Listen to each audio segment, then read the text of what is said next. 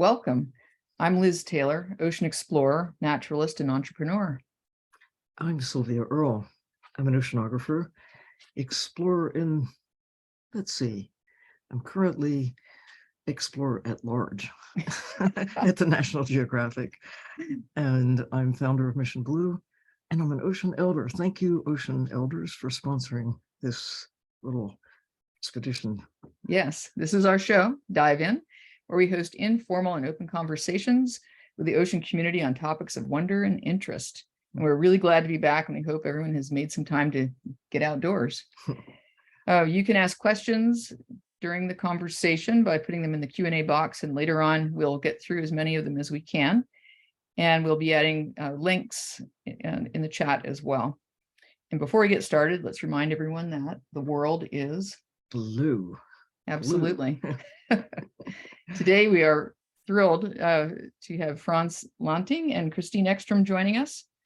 Frans is a world-renowned photographer, and his influential work has appeared in books and magazines and museums and galleries and shows and exhibitions all around the world. And Christine is an author and editor and videographer who focuses on the coexistence of people and wildlife. So welcome, both of you. We're delighted to be here. Thank you. We're just reflecting on a project, Christine, that we did together.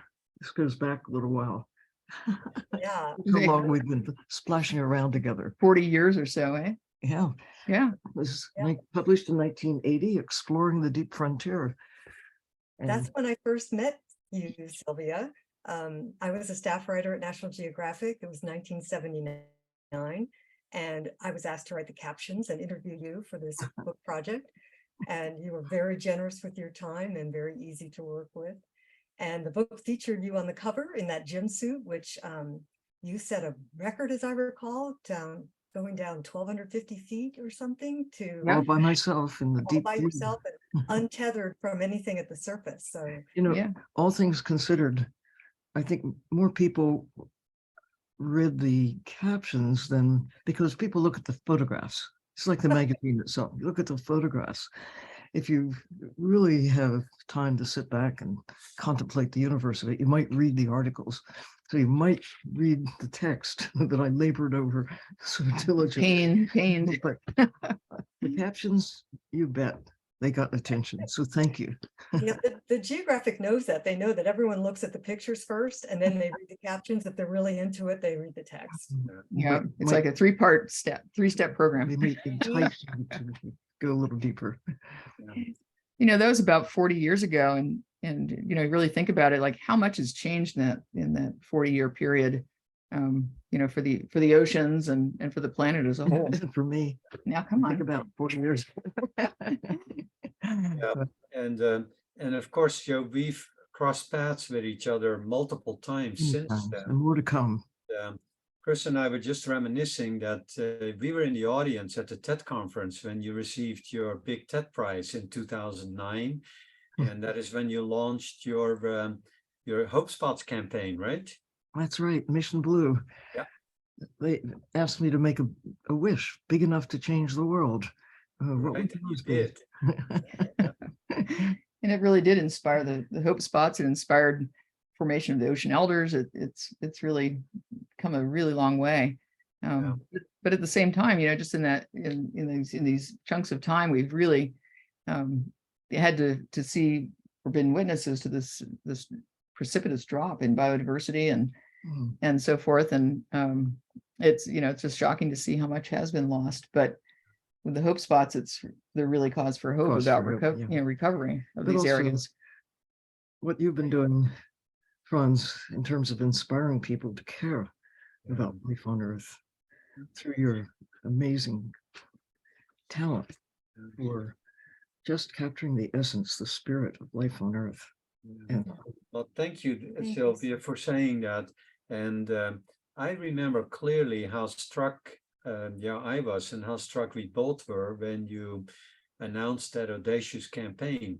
And the whole idea of Hope Spots, was new to us. We were familiar with the term of hotspots of biodiversity, places that are special and threatened.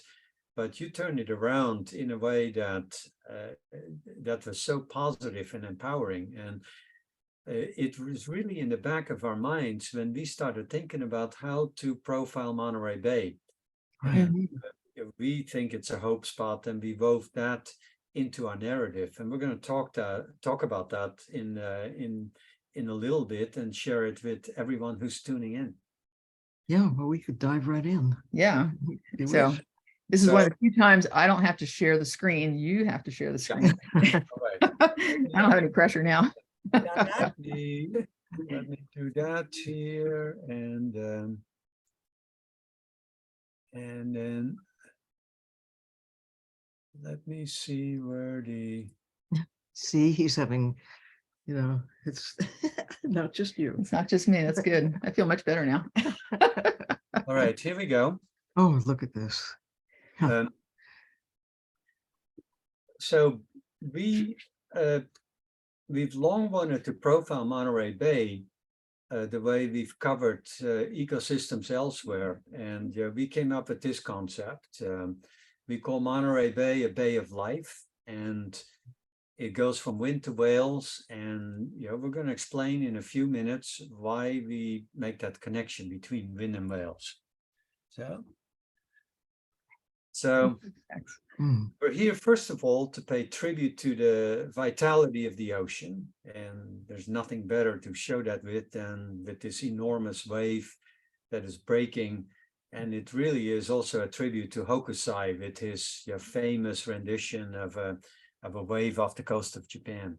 Yeah. And we're paying tributes to the efforts of everyone joining us today who's working to protect the ocean, starting, of course, with you, Sylvia. Well, And we're together in this journey like dolphins in a pod. Yeah, this image, by the way, is by Chase Decker, one of the photographers who we invited to join us in contributing images to the Bay of Life project. Chase is a marine mammal photographer. We've documented far corners of our living planet for many years for National Geographic and for others. And we've done that for decades, from the disappearing ice of Antarctica. This is a phenomenal iceberg that we encountered in the Weddell Sea. And that deep blue of the ice is really a snapshot of ice in time. The older the ice is, the bluer it gets. So this probably originated from deep down in a glacier in an ice shelf. the shades of blue are ethereal. Exactly. Yeah. And we've covered the giant succulent trees of Southern Africa that are stressed by climate change now, just like plants are here in coastal California. But the place we know best is Monterey Bay, just south of San Francisco, where we've lived for more than 30 years. And to us, Home. Monterey Bay is one of Earth's natural crown jewels. And we define the boundaries of Monterey Bay by its watersheds, by the extent of coastal fog, and also by drawing a 50-mile circle around Moss Landing at the center of the bay's shoreline. Yeah. We wanted to explain that for people who may be tuning in from outside California and are not familiar with this geography. But also for people who are from our region, because Monterey Bay is typically associated with being a place name on a map. And typically it is just shown in the blue of the waters. But our idea is, just like Sylvia always emphasizes, that the green of the land we live on is sustained by the blue of the sea that we depend on. Here, here. And that is visualized by this image here, with the redwoods being moisturized by the fog that drifts in off the ocean. And in Monterey Bay, land and sea are connected in an extraordinary way. This is the Big Sur coastline, just one of the iconic images of our region. Yeah. We are really fortunate to live here at the edge of the bay where the blue and the green meet. It's not a pristine place. 1 million people live here. And there's been a lot of upheaval here over time in the relationship between people and nature, but that's part of our story. Monterey Bay is a world-class marine environment, but it's also an extraordinary land environment. According to the Nature Conservancy, it's the hottest hotspot for terrestrial biodiversity in all of North America. And a hope spot too.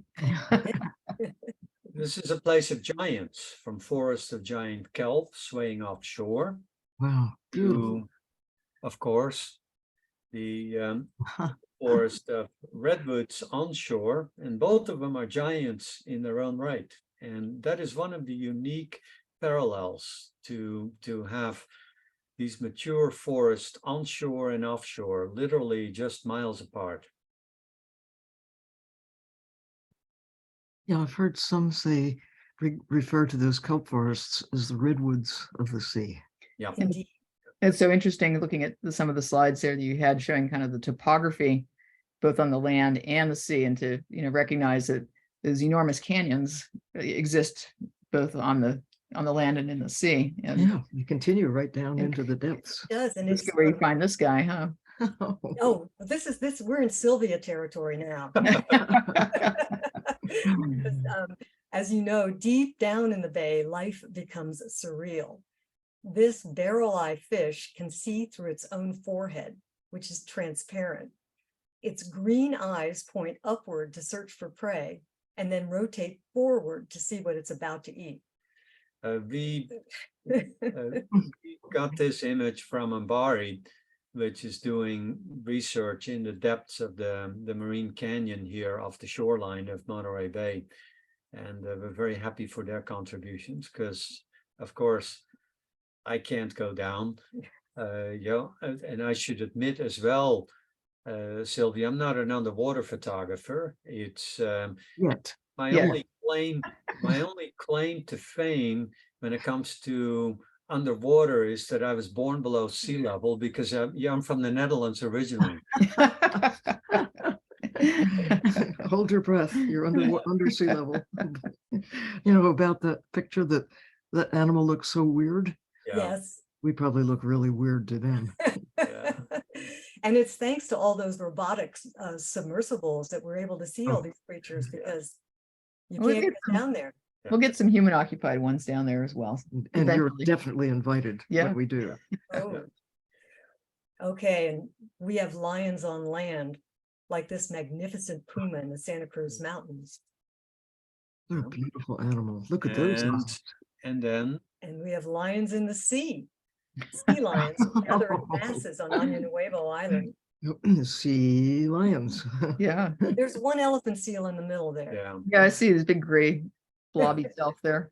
Oh, this is a scene from Año Looks like a Nuevo rock. Island, which is just offshore, and it's packed with marine mammals.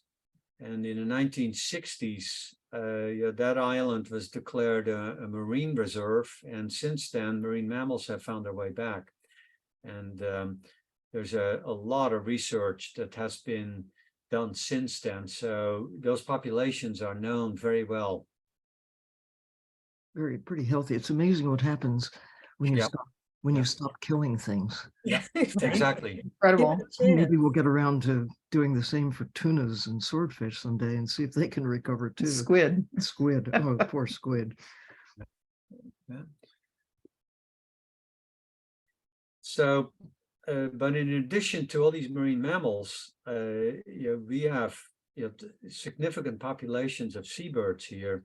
Look at And these are the sooty shearwaters that are arriving here every summer during an epic migration from New Zealand via Japan and Alaska. They come here to fatten up before they fly back down to the Southern Ocean.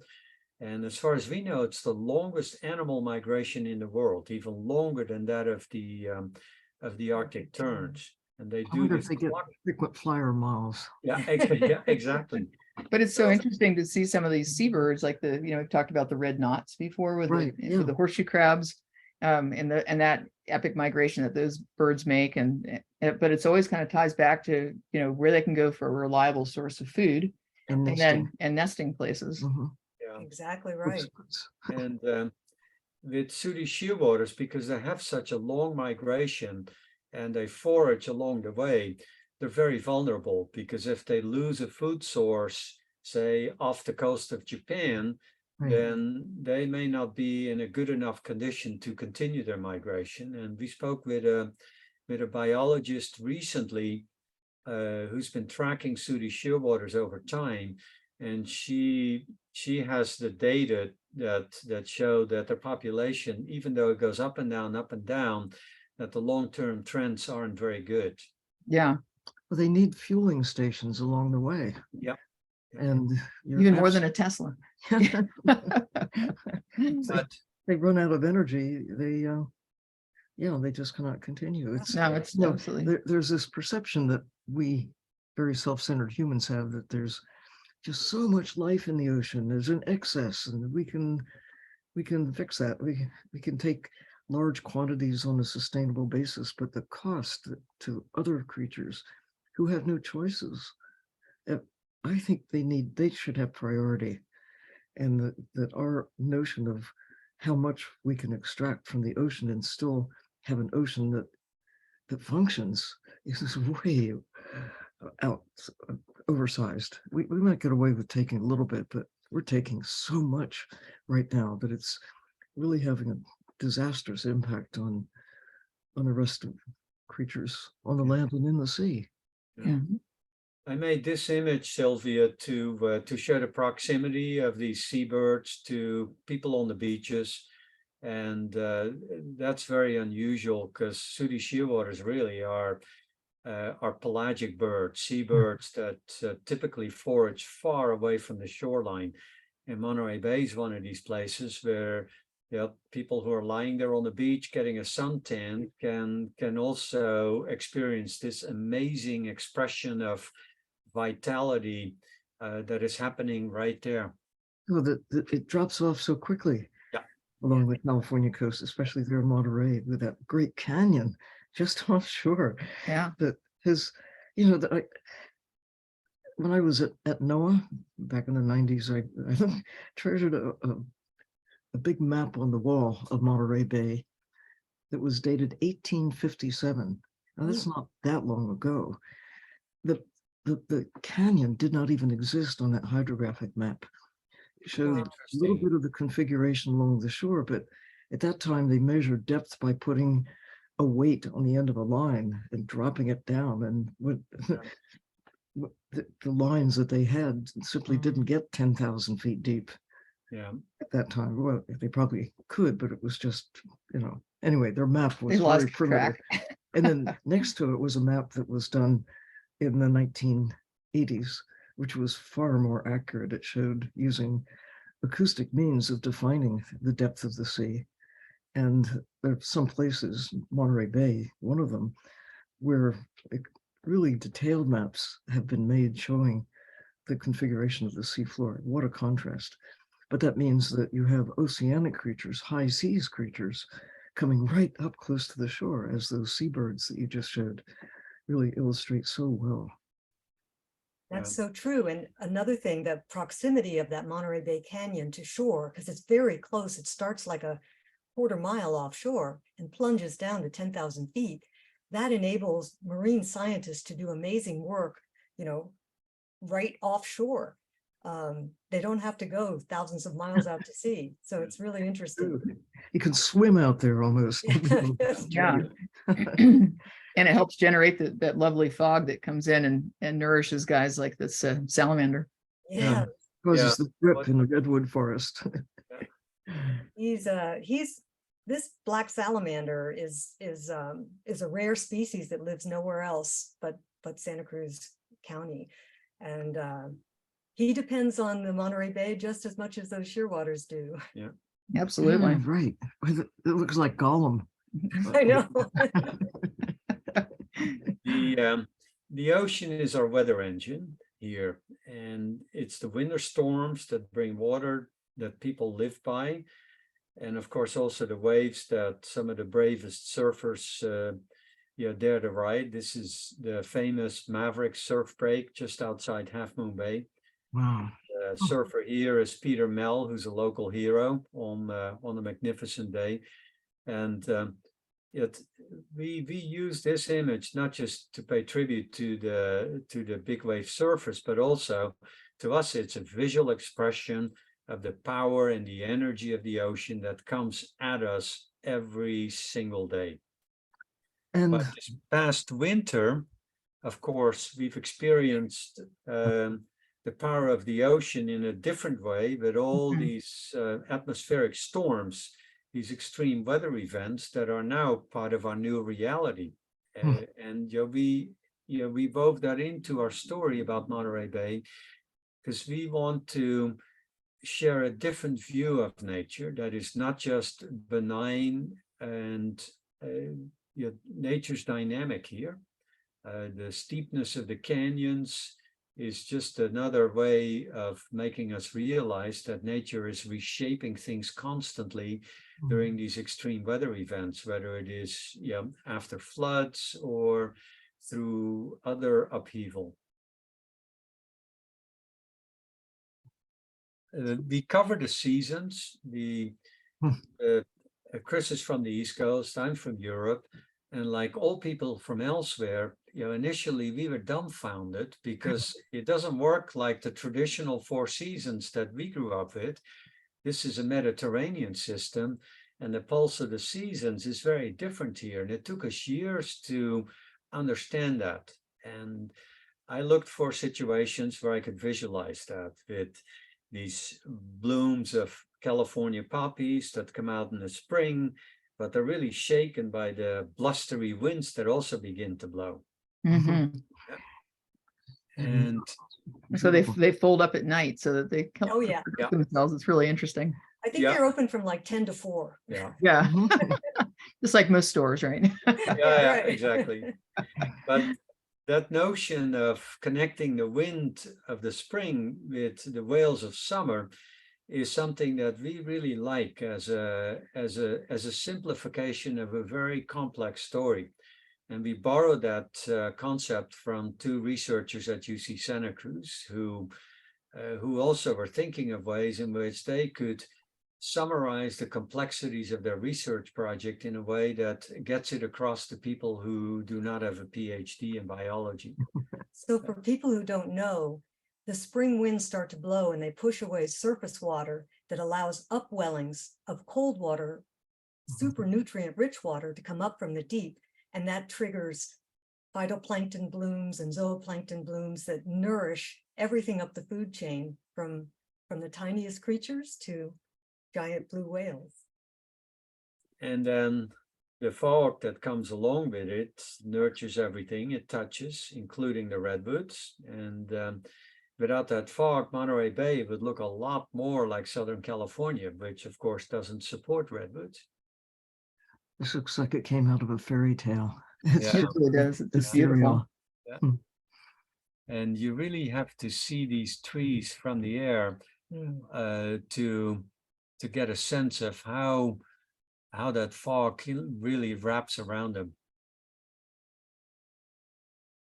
The streams in Monterey Bay, they're not giant rivers, but they're really vital arteries that connect land and sea.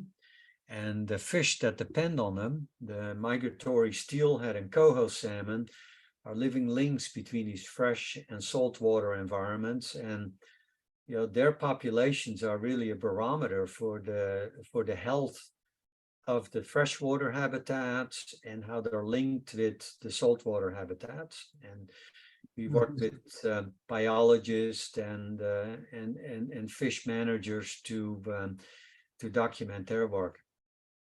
These ancient rhythms are literally, they're miracles. Yeah. We have so disrupted these pathways that go back and forth from land to sea and sea to land.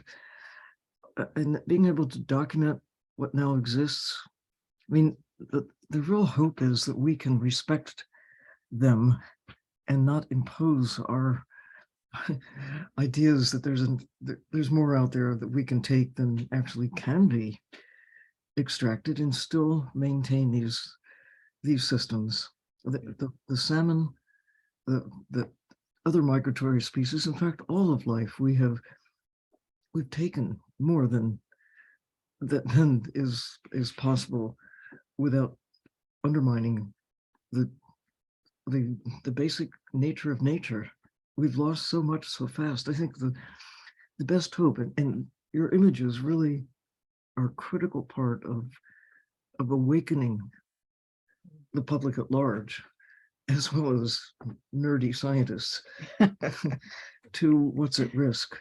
And the opportunity that we have right now, while they still exist, to take the pressure off, to give them a break. We will have a better chance of succeeding ourselves if if we respect nature and allow nature to prosper. We're all connected. That's I think the key message that I take from all these beautiful images that you're sharing here. And I think this one's really important because it kind of shows that connection, but really between the fresh and the salt water, and how that's all part of one big, hope spot of the area. And what people do upstream, far upstream, even, way up the stream, far inland, they have an enormous impact on what happens with the health of the ocean, because all this stuff, just comes washing down through these watersheds over increasingly heavily paved areas. It comes down faster and with more wastewater and plastics and so forth, and really accelerates, scour and pollution and excess nutrients coming into the bay. So if there's things people can do upstream to slow that down and allow water to get back into the ground and to follow its normal cycle, it's very helpful. But I know a lot of people love to eat salmon and steelhead. It's a kind of salmon. And that they treasure especially the wild ones, as well as those that are raised, the Atlantic salmon that's now farmed both the northern and southern hemispheres in large quantities. But when I see something like this, I just can't imagine eating them. I want them to live. I want them to prosper. I want to be one. I want to get in there and swim along with them and see the world through their eyes. It seems, somehow disrespectful to put them on the plate. Swimming with lemons, no. So Sylvia, I have a little ray of hope for you with these fish. About a year or so ago, they removed a dam from a small stream that had been blocked for decades and decades. And the biologists were shocked that the salmon came back like 6-8 months later. Both species were back in the stream. Wow. Excellent. As long as there's some left, there's cause for hope. Yeah.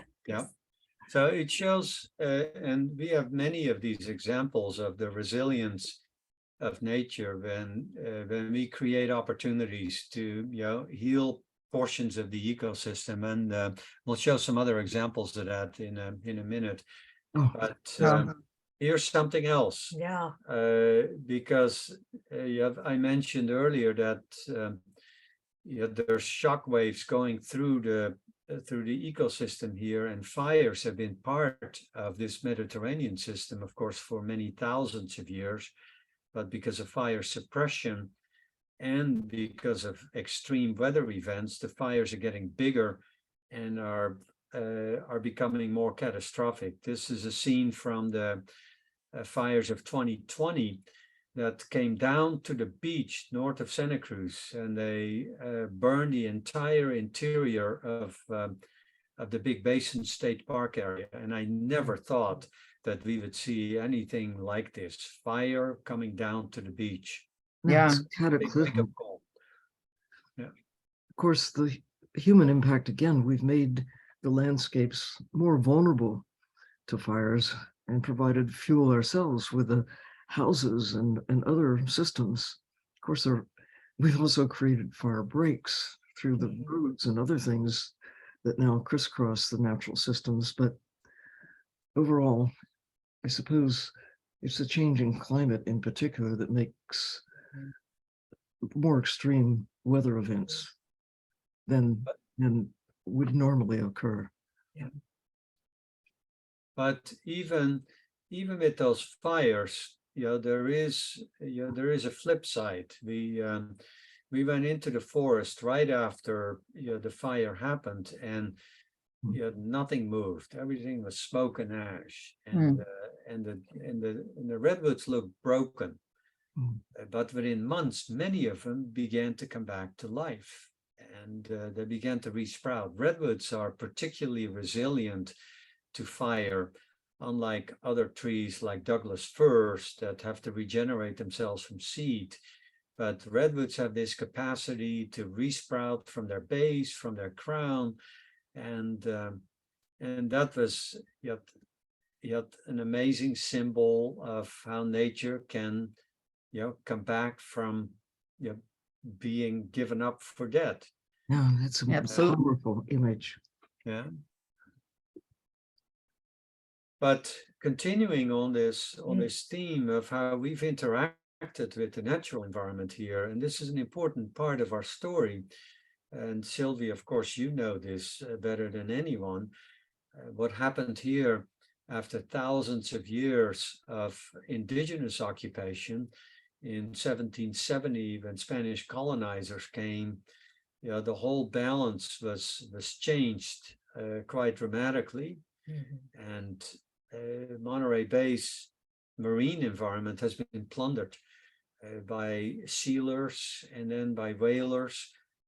Shore-based whaling got started here in 1851, and at one point there were 6 shore-based whaling stations. Unbelievable. Yeah. And within 50 years, the abundance of whales locally were brought down to a complete lack of whales here.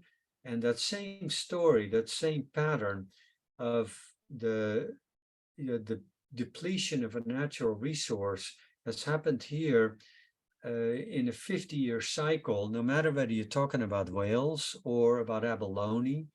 Here's the summer harvest of abalone drying on racks from one part of Point Lobos, now a natural reserve. And of course, that kind of take is not sustainable. Not in the slightest. Yeah. Nor is the taking of squid at the present levels. It's just mind-boggling that still goes on. We should learn from history. It's right there staring at us, and we just have a hard time accepting things that we don't want to accept. Yeah. So we show these images as examples of that short-term taking from nature without any consideration for for long-term sustainability. And the same thing happened with the redwoods. Right after the gold rush, commercial logging took off in the Santa Cruz Mountains, and 50 years later there were hardly any redwoods left. And that same pattern of exploitation we've seen around the world, in Borneo, in the Amazon, and many other places. So it's not unique to here, but what happened here was that this period of intense exploitation was followed by a period of restoration. And we were out of elephant seals, but they survived in a small pocket on Guadalupe Island in Mexico. And given the chance with protection, they repopulated the coast, and they came up and have gone to town at Año Nuevo and filled up the beaches. It's fabulous. So there's an ecological recovery that happened in Monterey Bay that's a really remarkable success story. Many species have been nurtured back from the brink, like elephant seals. Just give them a chance. And it's good to remember that the recovery of the elephant seal populations started with the Mexican government granting them protection. It didn't start here. And that small population on Guadalupe Island got bigger and bigger, and then the seals began to travel north, and they reclaimed their former beaches here. And onshore, we've seen a similar recovery. Peregrine falcons were nearly extinct in the 1970s because of the poisonous impact from DDT that thinned their eggshells, and then the parents incubating the eggs would literally crush the eggs.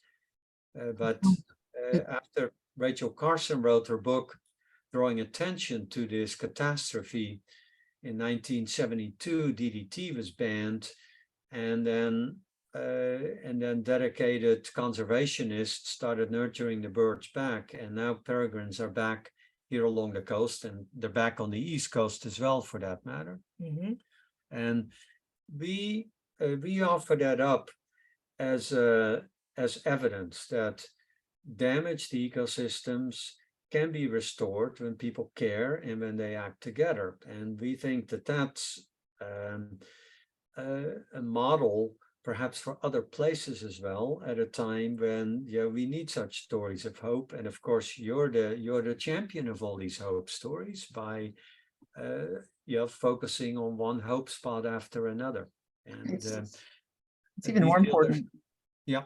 It's so important now because, you look at these historic pictures and the abalone, and thinking about the cannery there in Monterey, and watching its rise and fall and these kinds of things. But at the same time, we've seen just the human population just rocketing up and putting additional pressures for recovery on many of these populations. So it's just even more of a miracle that some of them have come back to the levels that they have, considering the increase of human pressures on them. Yeah, in the 1800s, it was about a billion people existed. When I came along, there were 2 billion. By 1980, when we were working on the big book, Chris, there were 4 billion. Now there are 8 billion. But our prosperity has certainly come at a cost. As our numbers have increased, almost everybody else has gone in the other direction. But cause of hope, the whales are coming back, the seals, the elephant seals, abalone, they haven't recovered yet by any means. Yeah. But at least when you stop killing them. But I have a question. Could we go back to that previous image, please? Sure. The peregrine falcon. Yeah. Yeah. So what did you do that made that bird so cross? So he's coming right at you. Yeah, we were with a team of wildlife biologists who were monitoring nest sites here along the coast, and they were rappelling down to a nest site, and the parents were circling around them, and I was on a cliff above them, and they were banding. There were 2 chicks in the nest, and they were banding the chicks. So the chicks were screaming, and the parents were screaming. Everybody was screaming, but it's part of research, and it was 5 minutes of disruption of their lives. That image is it has to be the mom. Yeah. That's mad. It just looks that But- expression. There's no doubt. The bird is not. He's not happy. But what I like about it is that you can see that wing structure and how it uses its tail. Every feather. Look at plays that. a role in letting it maneuver through the air, and they're Fastest bird in the world. exactly. Yeah, they're incredible to watch when they're in a stoop. Yeah, I want to be And one one of of the them chicks too. that they banded showed up the next year in San Francisco. Yeah. Nice. Yeah, they're nesting on skyscrapers, not just cliffs. Yeah. This is a winter sunset or a winter sunrise, actually, along the coast, and it punches out that point that we made just a minute ago, that there are stories of hope that we feel are really needed, because so many people feel depressed by all these stories of doom and gloom that we're surrounded by every single day.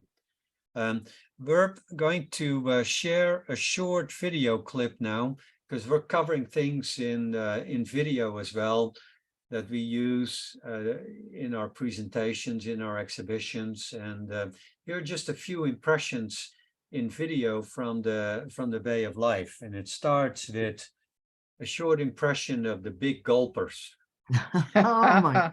Oh, I'm glad I'm not whatever it is they're eating. Yeah, we're on a paddle board or something, Kayak. Oh, There's a scene from Año Nuevo Island with the former lighthouse keeper's house. that has been abandoned. Here's a scene from Frans Lanting with all the sea lions there and the uneasy balance between marine mammals and fishers. This is a scene from the Salinas River, which we covered as well, because the Salinas is a really important watershed that drains into the bay, and it's been underappreciated. And now with the winter flooding, it's more important than ever before. Oh, look at this. Here's Look at some underwater impressions from salmon that have been released from a hatchery. And this man, Matt Rowley, is very active in the restoration of salmon and steelhead in Monterey Bay.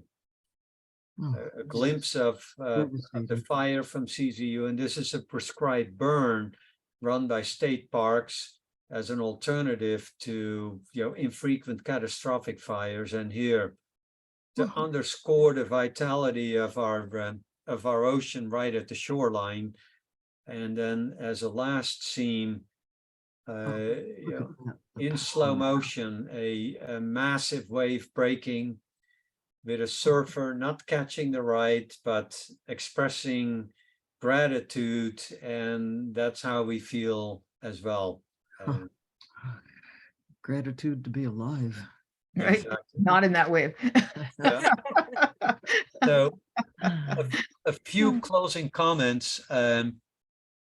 We absorb a lot of information from scientists and conservationists and educators, and then we end up knowing too much. We can recite all the facts and the figures, but as you know, people forget the facts and the figures, but they remember the stories. And so we came up with this idea to simplify our perspective on Monterey Bay. And Chris is going to recite this. It's almost like a haiku, right? Yeah. We created a logo and a credo.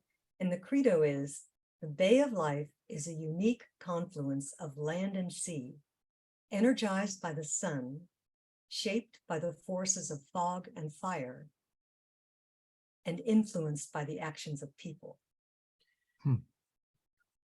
It is. Yeah.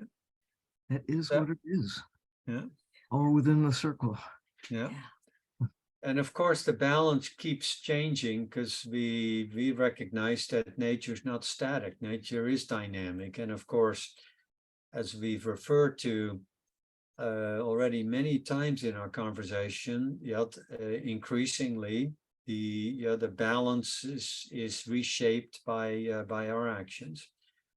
So we created an exhibition that is currently on display at the Museum of Art and History in Santa Cruz. And we welcome anyone who is tuned into this webinar to come and see it before it closes at the end of April. It's open Thursday through Sundays, and it features lots of images, but we also included quotes from people who've inspired us. And Sylvia, we included a quote from you as well. I'm honored to be part of the action. It's in the deep sea section. Of course. Of course it is. But we're also trying to get the story out through other opportunities, and we're really thrilled with this campaign, for which we partnered with the Santa Cruz bus system, Santa Cruz Metro. They are decorating 24 of their new clean air buses with images from Bay of Life, and they look really cool. Half a dozen of them are already driving around here, but the visuals are an expression of a campaign that Santa Cruz Metro ramped up that gives bus riders the opportunity to pledge a portion of the proceeds from their tickets to local environmental nonprofits in the Monterey Bay region. And we are thrilled to be part of that because it closes the circle.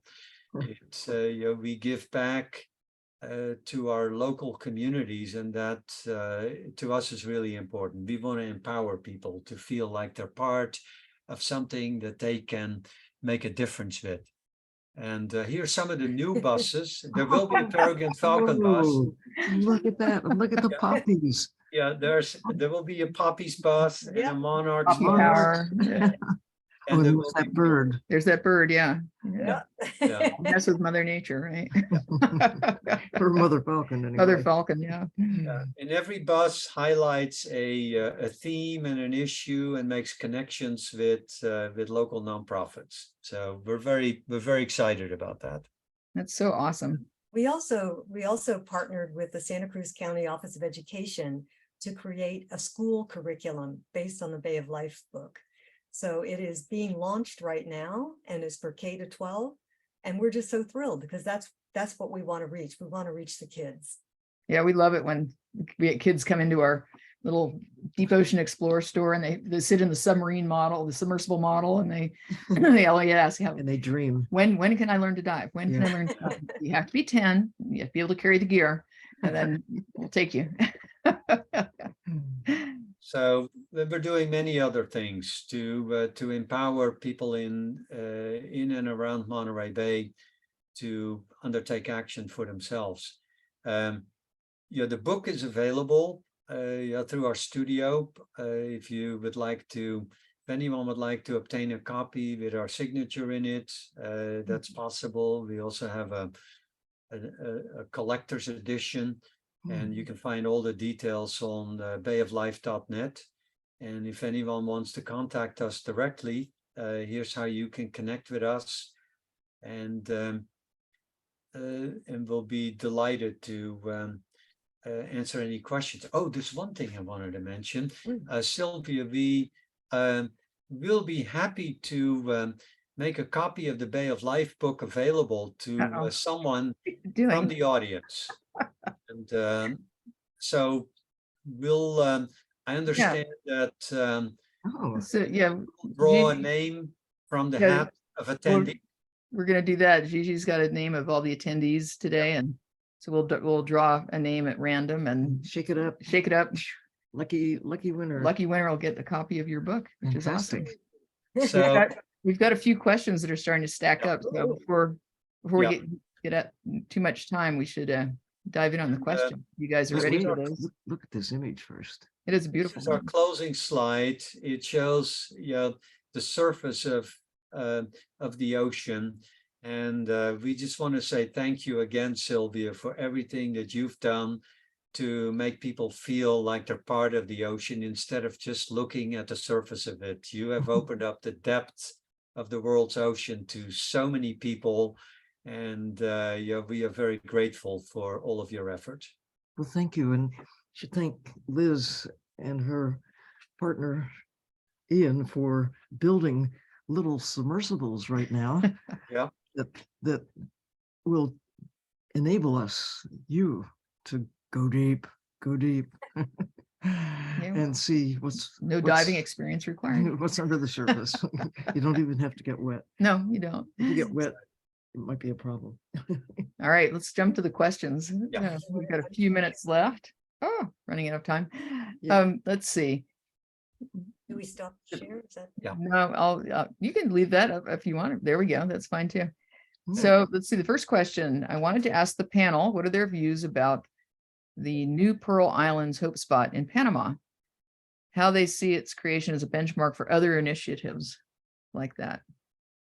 This does draw to that idea of, you see the Monterey Bay Hope Spot and see the success there, and where else can in the world could things like that be applied, or where do you see other spaces that could benefit from such things? My opinion is it's a great idea. And the more area of the ocean that can be protected, the better it will be for not just creatures in the sea, but I think of us as sea creatures too. We need the ocean, so it's good for us as well. And Caroline is asking, can you discuss your opinions on the evolution of science communication? Going from a few sources, being able to share nature photography and documentaries to the more accessible and vast variation that we see today. That's a really interesting question, and we're in the middle of that because when Chris and I when Chris and I started our careers, yeah, it was a very different world, and yeah, there were photographers and writers and editors, and it was a close-knit community. And because of the much easier access to the cameras and other tools to record experiences, then of course how to share them, it's a very different world now. And we think it's great that it's no longer just the highly trained professionals, but that there are citizen scientists, there are citizen reporters, and so we have a pluriformity of voices, and people can cover things as they happen. So we We've got these little devices. exactly. Yeah, we talked on one of our previous episodes, we talked about iNaturalist and the role that that's played for people to be able to really try to understand like what's in their own backyard, or they happen to be traveling somewhere and they can, readily contribute to in a citizen science way, and things like even things like literati, another episode where we talked about the role of litter and how we track it and how we know where it's coming from and how is it impacting wildlife. So there's a number of different ways to kind of get those story threads going and get people talking about. Even the transition from film to the electronic versions of capturing images. I mean, film is still used, it's still there as a powerful medium, but the accessibility of the electronic ways of capturing images has been transformative in terms of, again, and it's gotten so much better in just a few years. Yeah. So it's almost at the point where it matches film, almost. All right, Stephanie says, as a photographer, what is the most devastating thing you have seen that has happened due to climate change? The fires. We could point to quite a few things here in Monterey Bay. The fires were a big shock. We nearly lost our own home. We managed to save it, but we know many people here in the Santa Cruz area who lost their homes, and it's really sobering to see that redwoods will find their way back, but it takes a lot longer for human communities to recover from that. And I think that's the big story of our time, right? That we are not able to cope with all these extreme consequences of climate change that are coming at us. And every year there's something new that we hadn't thought of before. Extreme. But there's one other thing that we can perhaps share, Chris, that is from, when we were in Antarctica a couple of years ago, we witnessed, we were there in the middle of the summer, and penguins were rearing their chicks. And we spent some time in an Adelie colony. And Adelies are one of the ice penguins, like emperor penguins are. They are really very dependent on ice for their life cycle. And they're only on the continent. Yeah, they're only on the continent of Antarctica. But that summer it was particularly warm, and the snow had turned to rain, and the ice had turned to mud, and these little chicks were standing there shivering, suffering from hypothermia, and the mud was caking to their down. And you could see right before your eyes just how little it takes to go from a climate that is sustainable to support Adelie penguins to something that becomes disastrous for them. And that's so sad. It's just gutting to witness that, Yeah, it's just 1 degree of temperature that separates water from ice. Yeah. Exactly. Yeah. All right. Quick question. When will you be bringing this exhibition to the UK? We would love to bring it to the UK. So and the Netherlands. If the person asking that question has any connections with museums, please write us. And another conversation. But Right. if anyone who's listening has connections with museums here in California, we would especially like to travel the show first to parts of California, because we think the story of Monterey Bay needs to be shared more widely here within the state. And we want to empower our politicians to do more as well. Absolutely. Emily is asking, I'm a marine and natural history photographer student. Frans and Sylvia, what advice would you give to your 20-year-old selves, specifically to get into the wildlife photography industry? I would just say go for it, right? Yeah. Frans, you're the expert.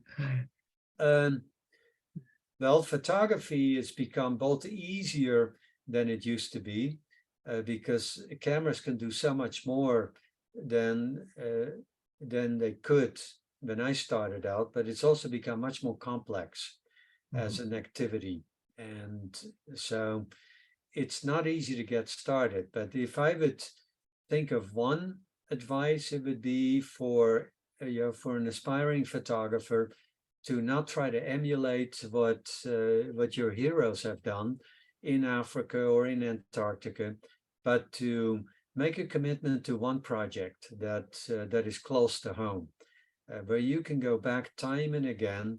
Because if you want someone to pay attention to what you're doing, you need to prove that you can make the ordinary look extraordinary, and that there's a story worth sharing with others, especially with people in your own community.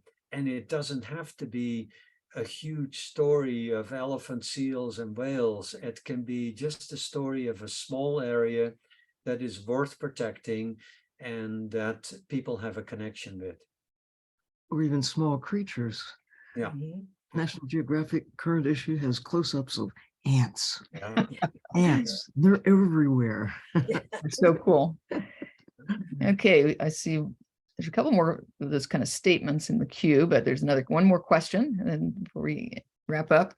Arena asks, what would you say the best method is to communicate with those people who do not see nature conservation the same way that we all do? Yeah. Sylvia. Yeah. Well, try to see the world through their eyes. Find out what matters to them, and then nail it. If you can. Trying to find some common ground. Yes, Build exactly. from Even common with, there is common ground, even with those who seem to be so far removed from the reality of nature. But if you can find a way to inspire, to awaken the child inside of everyone, and it's just amazing what happens. Going underwater is such an experience. You just suddenly, you start to see things differently. But taking them into some wilderness, wild place, it's a little disarming if you get your feet wet. Better yet, if you get all of yourself submerged, you just can see the world with new eyes. And I think, I don't know, there's no one answer to that, because it depends on the individual. But Right.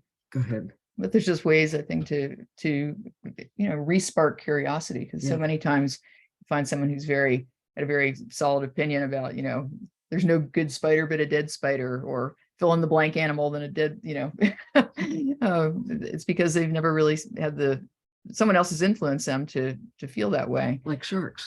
So, you've got to kind of show them the beauty of the animal. And one of the best ways is through photography and through the storytelling. And an experience. And the direct experience. Yeah. That's why we need more submersibles, right? Yes. I think it's really important to get kids out in nature, especially kids that maybe don't have an experience of the ocean or of a natural area, a wild place. What and does to it get say? them No out. child left dry. No child left dry. Child left dry. Well, That's a good one. and Chris, to your point, if you can, kids are so disarming in their innocence and their straightforwardness that they can crack the hard shell of of A crusty adult. yes, exactly. That it happens so often that I try to get through, and I'm the so-called expert, and the politicians will listen, but they don't act. But a kid, you can't say no to a kid. That's So right. send in the kids. Send in the kids. And Yeah. in the And kitchen. we're at the top of the hour, so we time to sign off until next time. But before we go, we really want to say thank you, Yeah. Frans and Chris. It's been a wonderful conversation. Thank you to everyone that's joined us today, and to our producer, the Ocean Elders. Mhm. And we love it when you come and dive in with us and participate. Water connects us all. We're so grateful. And until we come back in April, please remember to take care of the ocean. As if your life depends on it, because It does. it does. Thank you so much, guys. Thank you. Thank you. Bye-bye for now. Bye.